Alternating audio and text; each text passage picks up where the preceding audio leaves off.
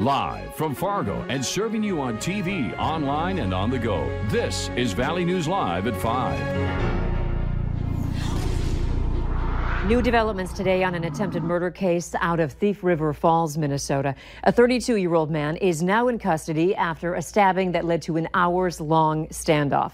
The Pennington County Attorney's Office says 32-year-old Shane Williams is being charged with domestic assault by strangulation and endangerment of a child. This all comes after a stabbing and a woman being sent to a hospital with several stab wounds.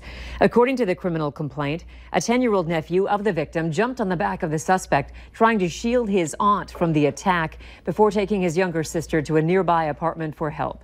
Police say they had to use a taser to forcibly take Williams into custody. We are also learning some new information on a standoff in Rolette County. Police say Ronald Wooten is facing attempted murder charges after investigators say he fired his gun at a SWAT truck during an 8-hour-long standoff. Wooten is facing 4 charges in total: criminal attempt of murder, terrorizing, reckless endangerment, and preventing arrest.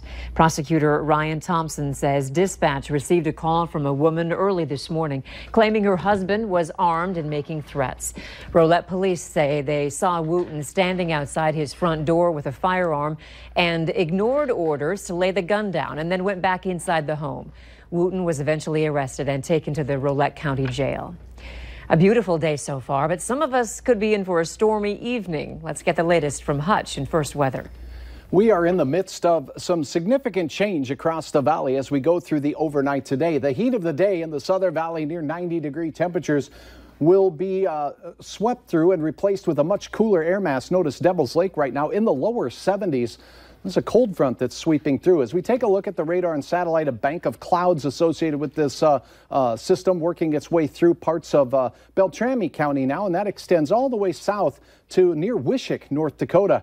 Anywhere along this boundary, we may see some evening thunder showers. But first and foremost, these cells forming near the Red Lakes area, robust. We could be seeing a half-inch diameter hail to maybe nickel-sized hail from these cells as they move off to the east at about 20 miles per hour. Both the upper Red Lake and lower Red Lake will be in the path of these storms as they move east. Through the evening, the temperatures will stay warm in the Southern Valley. We could see storms developing here between 7 and midnight, and then overnight, another round after midnight will be possible. Those could last until the wee hours of the morning, say 4 a.m. So the Southern Valley looks to be a pretty good chance of seeing some storms tonight. Andrea, we might see some hail. We might see some gusty straight line winds, but our overall risk of severe hail, 1 inch or greater, or gusts over 60 miles per hour will be pretty small, but we'll keep our eyes on it for you. Okay, sounds good. We expect that. Thank you, Hutch. You bet. Minnesota's new DWI law will soon impact more than your ability to drive a car. On Wednesday, a new law takes effect which takes away a person's privileges to drive all vehicles, car, boat, ATV, and snowmobile, if they're convicted of driving under the influence. The measure is called Little Allen's Law in memory of 8-year-old Alan Geisencutter Jr., who was killed by a man riding a snowmobile while drunk. The new law calls for a person convicted of DWI in a motorboat to have their driver's license suspended and be prohibited from operating ATVs, motorboats, and snowmobiles for 1 year. Also, first-time DWI offenders operating off-road recreational vehicles or motorboats also must do chemical use assessments, conditional release, and have their plates impounded, the same as a DWI on a highway. A teenager found himself in a sticky situation this morning when he decided to take a dip in the Cheyenne River. Officials tell us an officer was driving by the Cheyenne River in West Fargo when he saw someone who appeared to be stuck.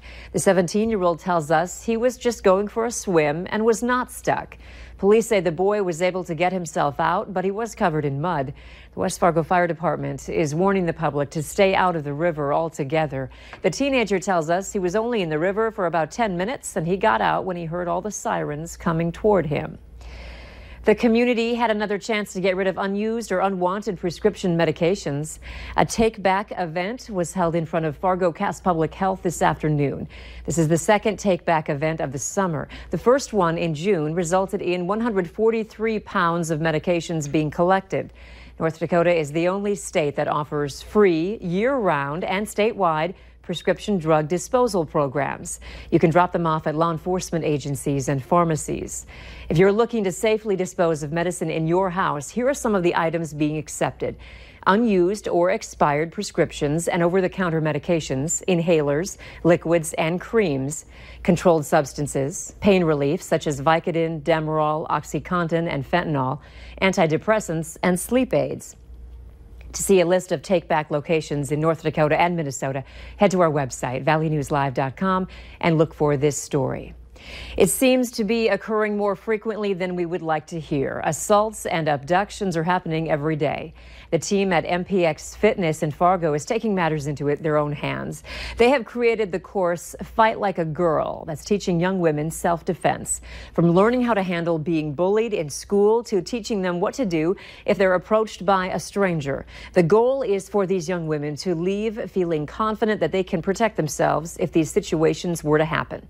The course is over 4 weeks and begins every Tuesday at 4 in the afternoon. The registration fee is $70. Caribou Coffee announced today it has a limited release blend to get Vikings fans ready for football season. The company says that 10% of the Signature Skol proceeds sold at its locations will go to the Masonic Children's Hospital at the University of Minnesota. The medium roast coffee will be available to purchase Thursday at all Caribou Coffee locations in Minnesota. You can help save lives.